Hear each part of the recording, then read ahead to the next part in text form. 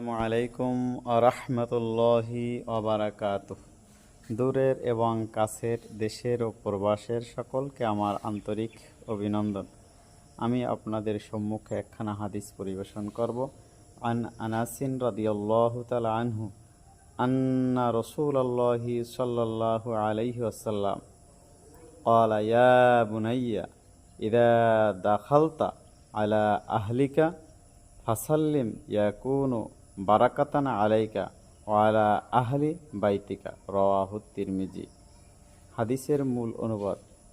হযরত আনাস রাদিয়াল্লাহু তাআলা আনহু হতে বর্ণিত, রাসূলুল্লাহ সাল্লাল্লাহু আলাইহি ওয়াসাল্লাম ইরশাদ করেছেন, হে বৎস, যখন তুমি তোমার বাড়িতে প্রবেশ করবে তখন সালাম করবে, কেননা তোমার সালাম তোমার ও তোমার পরিবারের লোকদের জন্য বরকতের কারণ হবে।